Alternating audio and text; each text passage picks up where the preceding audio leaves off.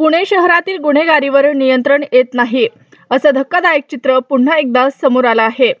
शहरात दिवसाढवळ्या हत्येचे प्रयत्न, मारामाऱ्यांसारखे गंभीर गुन्हे सातत्यानं वाढत आहेत. याच मालिकेत आज पुन्हा एक खळबळजनक घटना समोर आली आहे. पुण्यातील मध्यवर्ती परिसरात बाजीराव रोड येथे मयंक खराडे नावाच्या युवकाची भरदिवसा निर्घृण हत्या करण्यात आली आहे.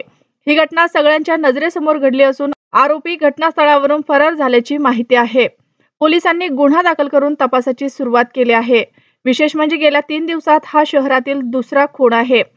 त्यामुळे नागरिकांमध्ये भीतीचे वातावरण निर्माण झालं असून कायदा व सुव्यवस्थेच्या प्रश्नावर गंभीर चर्चा सुरू झाली आहे.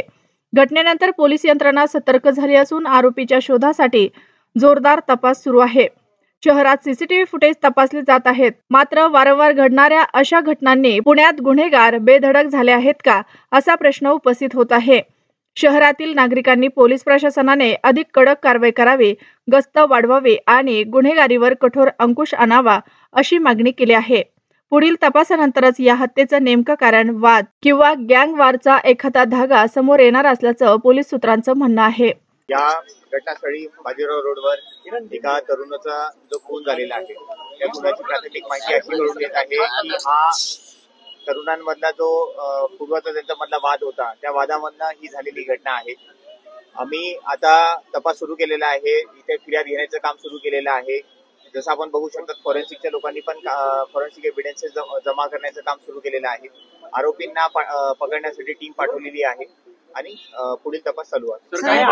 माया टोळी नावाची काही टोळी सस्पेक्टेड आहे का?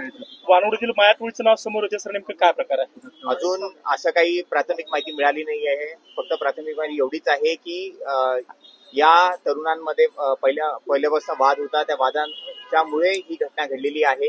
आता हे काय टोळी आहे किंवा यांच्यावर पहिलेचे गुन्हे आहेत, जर आपण बघू शकतो, हा जो मयत होता याच्यावर काही पूर्व गुन्हे नव्हते. प्राथमिक माहिती अशी मिळत आहे. पुढील आम्ही अजून तपास करत आहे की कोणी मारला आहे, कोणी काही कशामध्ये इन्व्हॉल्ड आहे का. टोळीचा प्राथमिक असा काही संबंध याच्यात दिसून येत नाही आहे. आरोपींची नावं निष्पन्न सर, आरोपी नेमके कोण होती, त्यांची नावं समोर आली का आणि त्यांनी नेमकं कशामुळे मारलं, हत्यार कुठली वापरली? आरोपींचा शोध घेणं अजून पण चालू आहे. आमची टीम आम्ही पाठवलेल्या आहेत. लवकरात लवकर आम्ही आपल्याला काय वाद झाला होता यांचा पूर्वीचा वाद आता तपासामध्ये आपल्याला कळेल की नक्की काय वाद होता. त्याच्यामध्ये एवढंच कळतंय की वाद हा छोटा मोठा होणारे जे वाद आहेत, त्या वादावरनं झालेला हा खून आहे. मोडस काय होती सर नेमकी? मोडस असं एकदम कन्सिडर्ड, म्हणजे सराईत आरोपी जसं मोडस करतात तसं काही प्रकार नाही आहे. इथे बाईकवर आल्यानंतर मग इथे वाद झाल्यानंतर मग कोयत्यानी आणि खुपरीने असं मारलेलं दिसत आहे. सर, हत्यार देखील घटनास्थळी आहे. ते तरुण किती जण होते हल्ला करणारे? गाडीवरती आले होते का, याची काही माहिती मिळू शकले? जी, गाडीवर आले होते. 2 ते 3 तरुण आहे, अशी प्राथमिक माहिती आम्हाला मिळाली. अल्पवयीन आहेत का? तपासामध्ये आपल्याला नक्कीच कळेल मॅडम, अल्पवयीन आहे की